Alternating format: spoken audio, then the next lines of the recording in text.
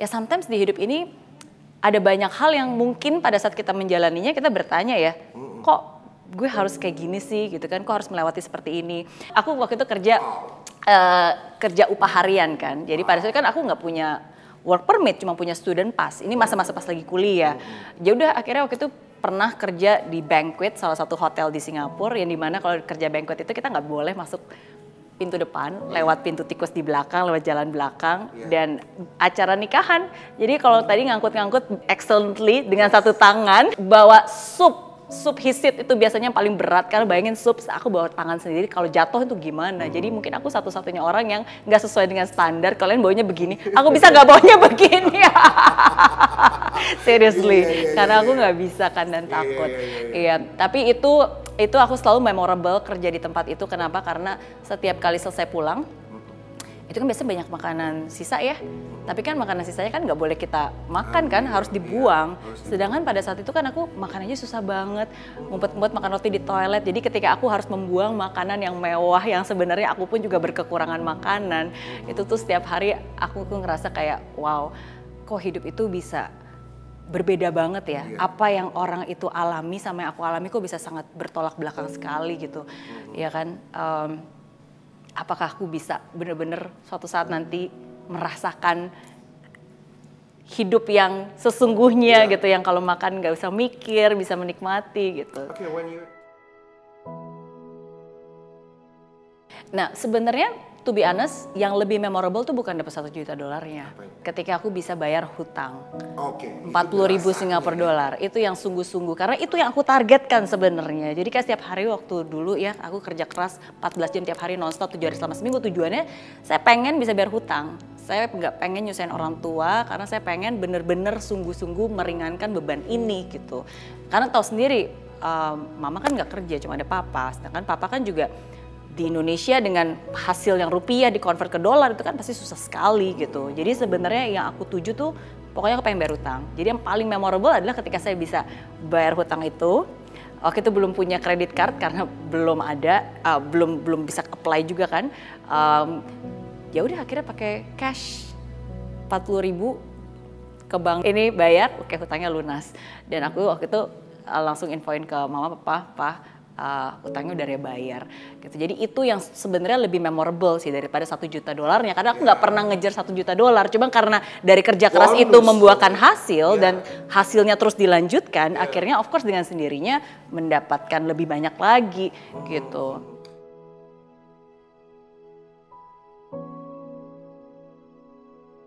Jadi berawal dari ulang tahun ke-20, waktu itu saya pengen punya kebebasan finansial, pengen bayar hutang. Dan akhirnya ulang tahun ke-30, ya ke-30 itu saya mengetahui lebih banyak tentang hidup dan mengetahui lebih banyak tentang purpose and passion. Makanya saya punya mimpi pada saat itu bukan untuk mendapatkan berjuta-juta dolar, tapi saya ingin bisa menciptakan dampak positif dalam jutaan orang di Indonesia.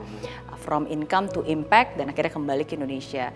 Nah jadi tahun lalu, ulang tahun ke-40, resolusi saya ingin bisa menciptakan dampak positif dari Indonesia untuk dunia. Ya, jadi itu sih yang 10 tahun mendatang dari sekarang sampai before I reach 50. Dan itu yang akan saya lakukan. Dan kalau dulu pas lagi ulang tahun ke-20 ketika saya kerja, saya belum tahu yang namanya passion. I don't know what is passion, I don't know what is my talent. Saya kerja cuma untuk pokoknya pengen bayar hutang gitu kan. Dan ketika umur 30 saya sudah tahu my passion, my talent. Makanya sekarang umur 40 ya saya melanjutkan apa yang sudah saya impikan dan saya buat sampai hari ini ya untuk bisa scale yang lebih besar lagi. Jadi dengan menggunakan bakat dan minat saya di dunia edukasi ya untuk bisa menjadi berkat bagi lebih banyak orang lagi. Dan of course sekarang mungkin lebih menggunakan teknologi ya, cara-cara yang kekinian, lebih anak muda untuk bisa lebih scalable. Again education with technology digitally.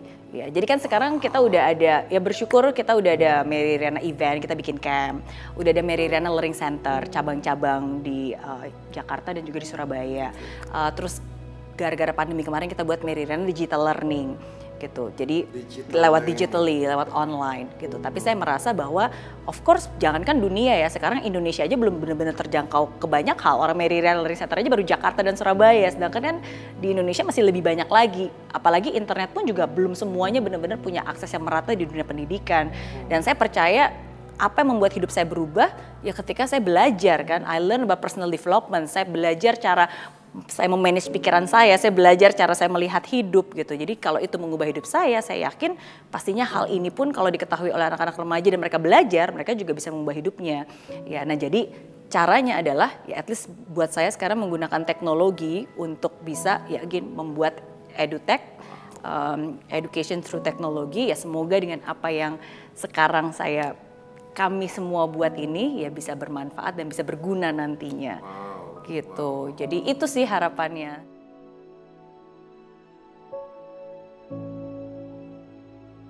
Iya. Nah karena kan kalau di Meridiana Group awalnya saya kembali ke Indonesia kan memang solely in bidang education. That's really my passion and that's my talent gitu di dunia edukasi untuk anak-anak remaja dan akhirnya juga berkembang ke dewasa.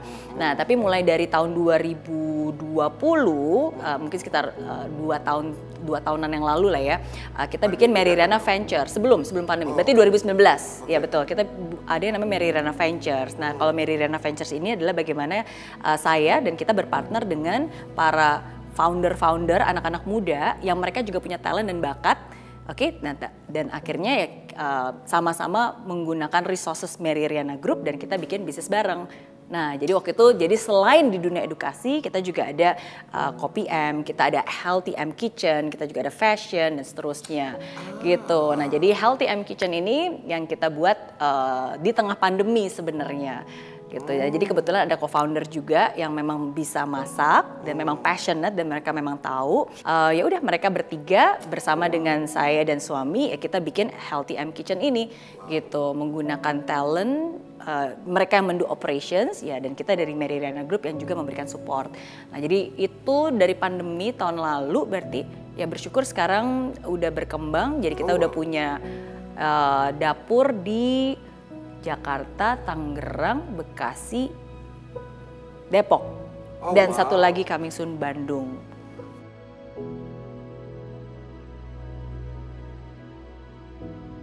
Iya, of course saya yakin kalau saya jawab nggak ada yang disesalkan pasti wah klise, emang motivator ngomongnya seperti itu. Tapi that's really is.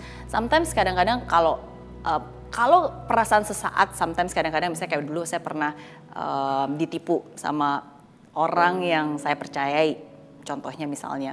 Of course sometimes terlintas pada saat itu ya, nyesel, harusnya dulu saya nggak harus percaya ya, harusnya kok saya segitu naifnya ya gitu kan sometimes. Sekilas pasti ada seperti itu, tapi when I look back dan ketika itu sudah terjadi bertahun-tahun dan ketika saya benar-benar mengilas balik lagi, saya percaya bahwa everything happens for a reasons gitu. Kalau itu nggak terjadi, saya nggak mungkin ada banyak hal baru yang terjadi di hidup saya.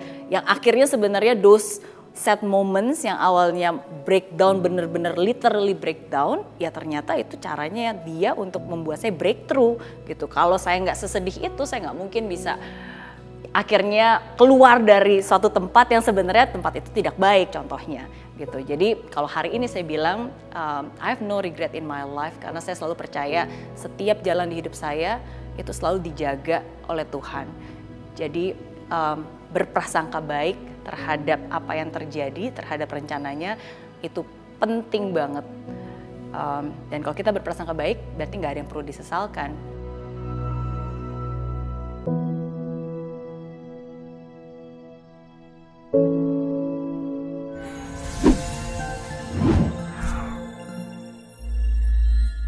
Di aplikasi Meridiana tersedia lengkap video-video YouTube terbaru saya, artikel yang up to date, quotes inspirasi, koleksi merchandise, workshop dan seminar yang bisa kamu dapatkan free dan download sekarang juga gratis.